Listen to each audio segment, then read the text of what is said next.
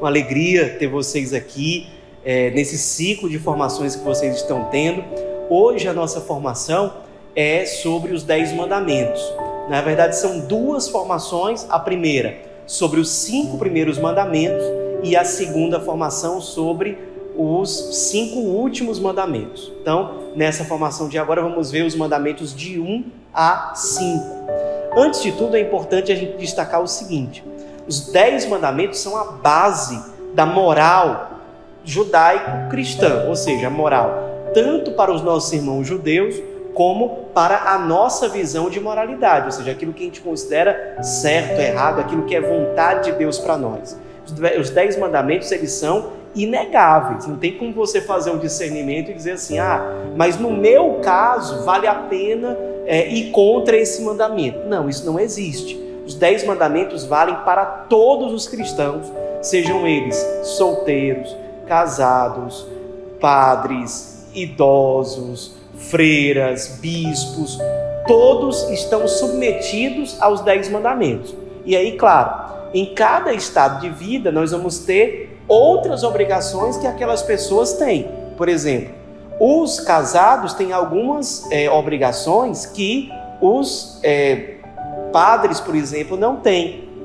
Por quê? Porque além dos 10 mandamentos, há outros tipos de compromissos que podem existir de acordo com a realidade que aquela pessoa está. Outra coisa,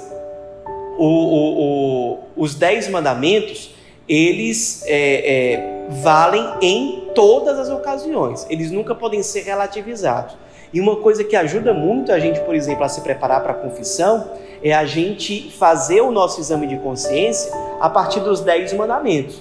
Então, com calma, com tranquilidade, em oração, eu parar e ver, primeiro mandamento, como é que eu vivi o primeiro mandamento desde a minha última confissão?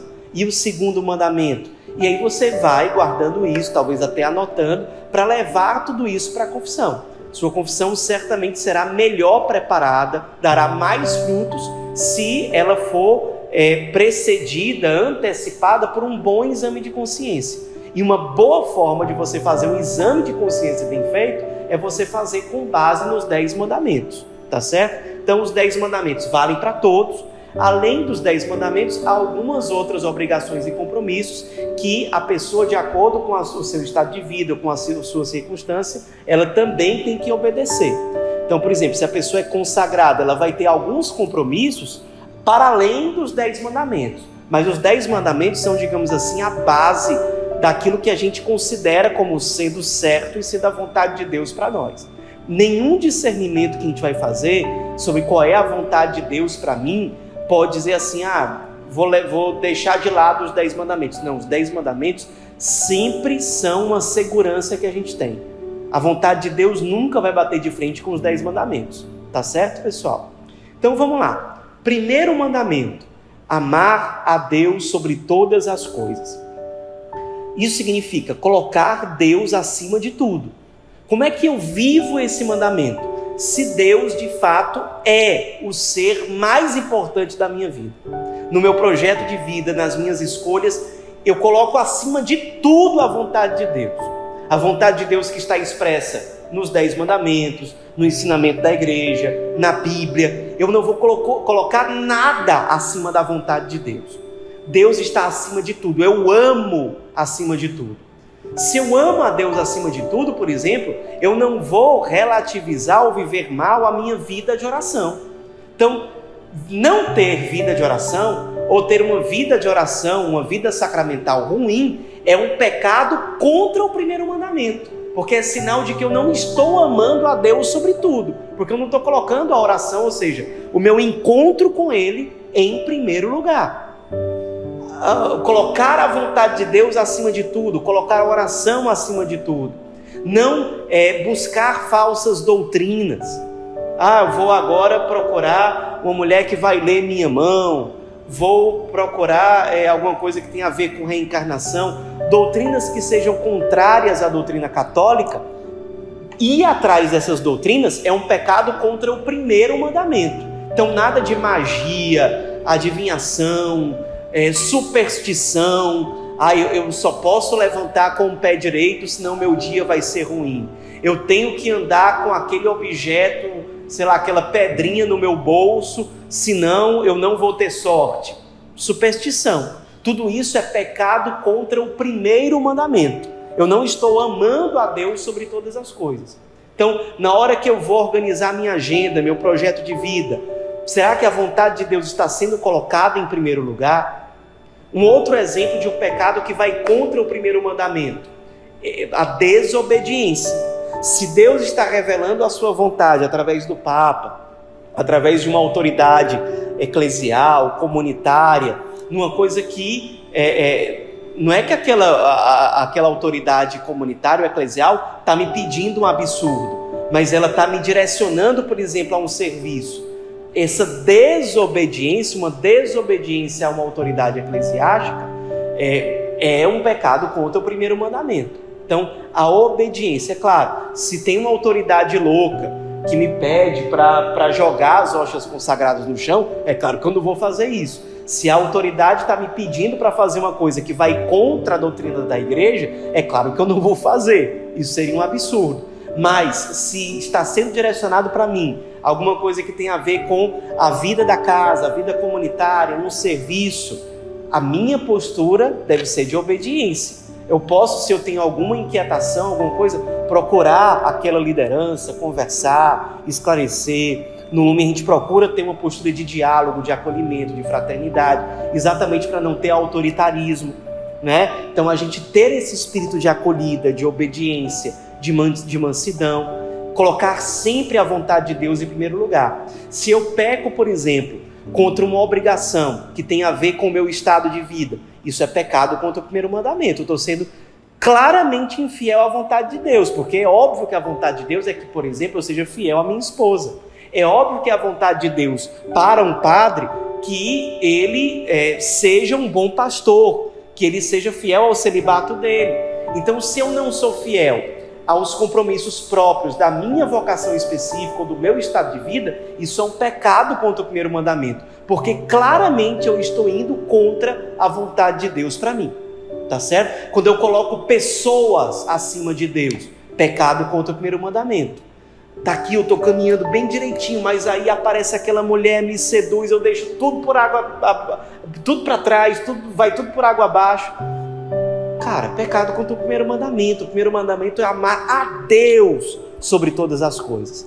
Então, sobre todas as coisas não está eu, não está o meu egoísmo, não está uma pessoa, não está o dinheiro, não está o status, não está o ter. Antes de qualquer coisa está Deus. E a minha alegria é servi-lo. A minha alegria é adorá-lo. A minha alegria é realmente me consumir por Ele, porque eu fui criado para isso.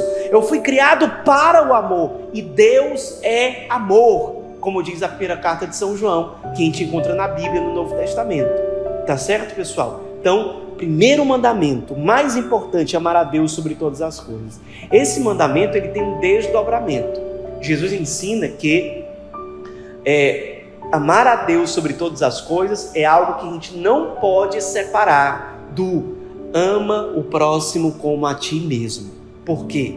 Porque Deus está presente nos meus irmãos. Deixar de amá-los e desprezá-los é, de alguma forma, desprezar o próprio Deus. A primeira carta de São João ensina que aquele que diz que ama a Deus, que não vê, mas não ama o seu irmão que vê, é um mentiroso. Então, se você não é capaz de amar os seus irmãos, seu amor por Deus não está sendo autêntico, não está sendo como deveria ser. Pecado contra o próximo, a quem eu sou chamado a amar. O pecado contra ele é um pecado contra Deus. Especialmente nós que somos chamados a amar Jesus abandonado, crucificado, encarnado nos mais sofredores, desprezá-los é um pecado contra o primeiro mandamento também. Porque eu não estou amando a Deus sobre todas as coisas. Se eu amasse, eu amaria Deus que está ali encarnado naquele irmão que sofre, ou naquele irmão de comunidade que está precisando de mim, que eu não quero saber. Perceba, não é gostar da pessoa, é amá-la.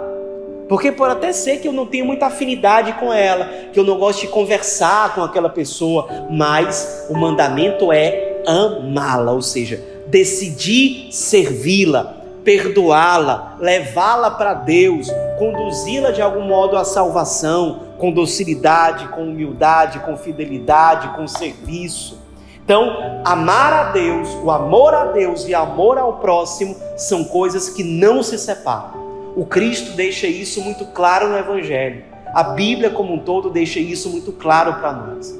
Então, o mandamento de amar a Deus sobre todas as coisas inclui o mandamento de amar o próximo como a si mesmo. E além disso, Jesus, no Evangelho de São João, no capítulo 13, vai mais além.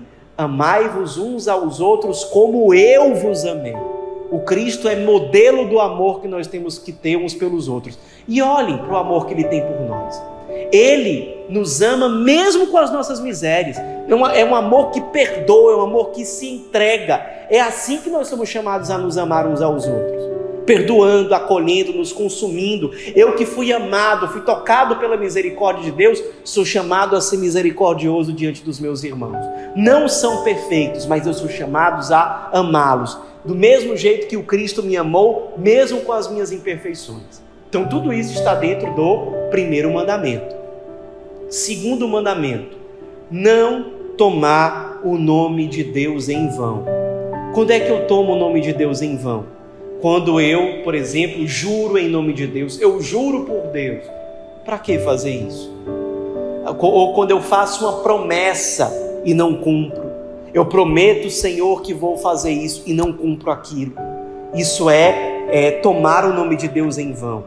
Ou quando eu utilizo Deus ou as coisas sagradas simplesmente para o meu egoísmo. Pego ali aquele conhecimento bíblico que eu tenho só para mostrar que eu sou melhor do que o outro. Eu estou pegando o nome de Deus e usando em vão, usando para o meu egoísmo, usando para massagear o meu ego, usando para obter aplauso, reconhecimento. Eu não estou ali realmente por serviço, por amor. Eu estou simplesmente para usar o nome de Deus em meu benefício, para ganhar reconhecimento, dinheiro, para ganhar aplauso, para ganhar reconhecimento dos outros. Isso tudo é tomar o nome de Deus em vão. Então a gente precisa estar sempre refletindo sobre isso, fazendo um exame de consciência sobre isso. Quando é que eu tenho usado o nome de Deus de qualquer forma? Outra forma de usar o nome de Deus em vão é o desprezo em relação aos objetos sagrados. Então eu deixo o cálice de qualquer maneira. Nas nossas casas muitas têm capela, e aí eu deixo o altar de qualquer forma, sujo, a toalha nunca é lavada, ou pego uma imagem e deixo ela no chão, e não tenho nenhum zelo por aquilo. O nome de Deus se manifesta nos objetos sagrados. Então, a gente mostra que tem zelo pelo nome de Deus, tendo zelo pelas coisas sagradas. Não precisa ser exagerado, o cálice mais caro do mundo, uma coisa luxuosa, não é isso. Mas é ter zelo por aquilo que é sagrado. Zelo pelos objetos litúrgicos, pelas imagens sagradas, aqueles que tocam, ter zelo pelo canto litúrgico, né? Tudo isso é zelar pelo nome de Deus. Desprezar essas coisas é um pecado contra o segundo mandamento, que é não usar o nome de Deus em vão. Terceiro mandamento, guardar domingos e festas.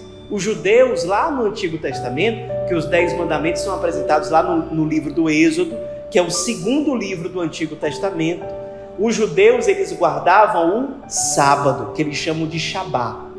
Nós, cristãos, porque a ressurreição de Cristo aconteceu no primeiro dia da semana, que é o domingo, o nosso dia sagrado passou a ser o domingo, que é chamado de dia do Senhor.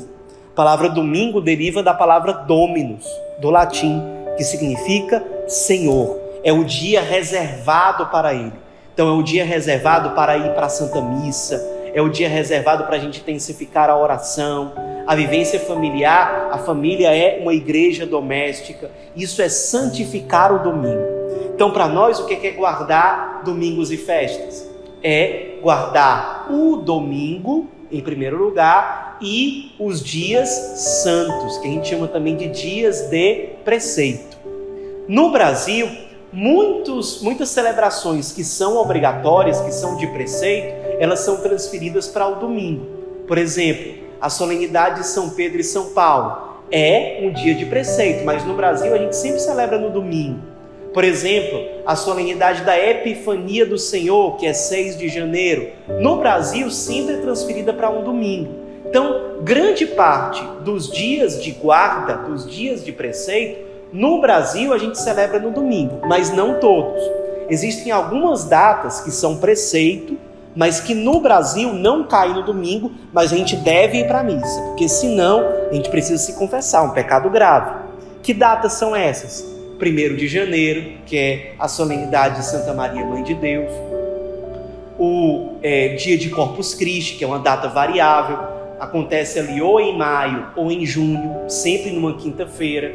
Então, Corpus Christi também é um dia de preceito. O dia 15 de agosto, que é dia da Assunção, a solenidade da Assunção da Virgem Maria, ou Nossa Senhora da Assunção, que inclusive é a padroeira de Fortaleza. Então esse dia também é preceito. O dia 8 de dezembro, que é a solenidade da Imaculada Conceição da Virgem Maria, também é um dia de preceito.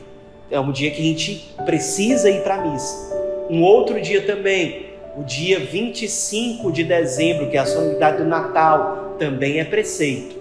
No caso do Natal, se a gente for para a missa no dia 24 à noite, a gente já cumpriu o preceito, tá certo? Mas o dia, assim, certo, previsto é dia 25 de dezembro. É uma solenidade que também é um dia de guarda. Então, a gente precisa ser fiel aos domingos, lembrando também que se a gente vai para a missa, participa da liturgia do domingo, a partir do sábado, meio-dia, a gente já está cumprindo o preceito também, tá certo? Então, domingos, mas a gente já conta domingo a partir do sábado, meio-dia, e todas essas outras celebrações que eu falei aqui. Santa Maria, Mãe de Deus, Corpus Christi, Assunção de Nossa Senhora, Imaculada Conceição, o Natal, são datas que são preceito. A gente precisa realmente guardar. O 4º mandamento, honrar pai e mãe. Nunca desprezar os nossos pais. Por mais que eles tenham errado com a gente, por mais que eles tenham desprezado, abandonado, nunca deixar de honrar pai e mãe. Não significa que você é obrigado a passar a gostar deles, porque talvez eles fizeram uma coisa muito grave com você, mas nunca desonrá-los. Se eles precisam de você na velhice, numa enfermidade, vai lá e cuida deles. Pelo menos eles permitiram que você viesse à vida. Pelo menos isso. Mas minha mãe tentou fazer um aborto. Cara, ela poderia ter ido mais fundo. Nunca guarde ressentimento do seu pai e da sua mãe. Nunca. Se você tem dificuldade de fazer uma reconciliação, reze todos os dias pedindo essa graça. Reze todos os dias por ele, mesmo que você não tenha desejo. Mas nunca os desonre. Nunca fale mal do seu pai e da sua mãe por aí. Nunca difame o seu pai e a sua mãe. Honre. Não honrar o pai e a mãe é um pecado grave. Então a gente tem que ter cuidado. Dentro do mandamento de honrar pai e mãe está o zelo pela família. Então o zelo para que a minha família seja fiel ao Evangelho, seja uma verdadeira igreja doméstica. Então, se eu sou pai, ser fiel à missão de pai, a mesma coisa se eu sou mãe, a mesma coisa se eu sou filho, a mesma coisa em relação aos meus irmãos, estar atento às necessidades da minha família e ser solícito diante das necessidades da minha família. Não significa fazer tudo o que me pedem, sobretudo se eu já sou uma pessoa adulta, que às vezes pode estar me pedindo uma coisa sem sentido, mas ser compassivo, misericordioso, solícito em relação à minha família. Mas, sobretudo, nunca desprezar, nunca difamar, nunca desonrar pai e mãe. E se você tem dificuldade de viver isso, peça ajuda. Peça ajuda a Deus na oração, nos sacramentos. Apresente isso em confissão, leve isso para o sacerdote. Peça ajuda para as lideranças comunitárias, para a pessoa que acompanha você, para talvez o coordenador aí da casa onde você está.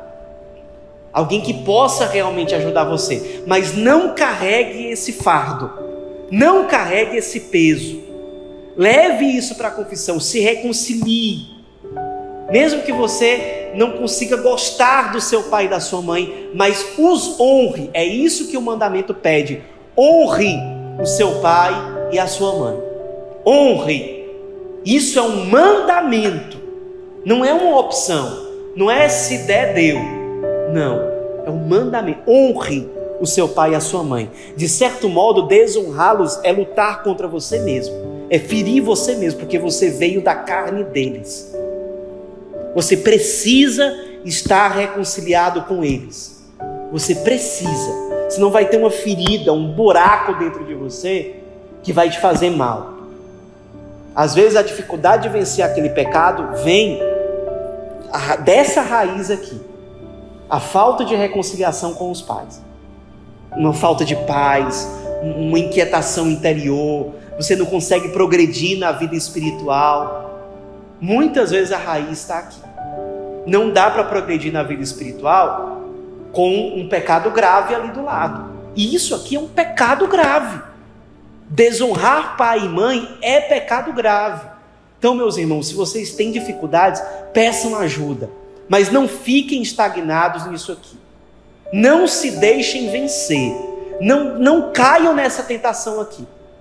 De achar que você está bem porque você já está no lumen, porque você quer servir, porque você já tem um tal. Não dá para você dar passos se você ficar preso nisso aqui. Isso é um mandamento, é o 4º mandamento. E o 5º mandamento, para a gente finalizar essa primeira formação, é não matar. Obviamente não matar se refere a não assassinar alguém.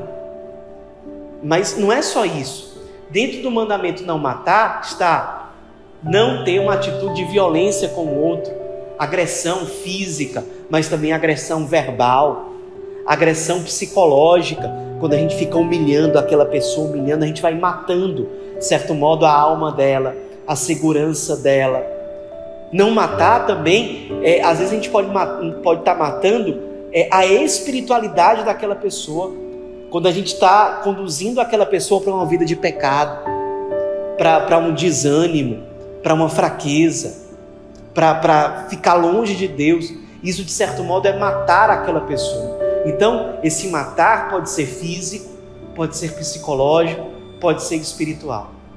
Será que eu estou matando alguém pelas minhas palavras, pela minha postura, pelo meu desprezo, pela minha violência, de alguma forma? Todo ato de violência que gera uma morte, de algum modo, na outra pessoa, é um pecado contra o 5º mandamento, que merece ser confessado, que precisa ser confessado. A gente não pode estar por aí sendo instrumento de morte. Nós somos chamados a propagar a vida. É assim que o Cristo é. Ele é caminho, verdade e vida. Ele não é o Deus da morte. Ele é o Deus dos vivos. E nós somos chamados a servir a vida e não ser mecanismos e instrumentos de morte na vida dos nossos irmãos. Então, pessoal, esses são os 5 primeiros mandamentos. Na nossa próxima formação, nós vamos ver do mandamento 6 até o mandamento 10. Até a próxima.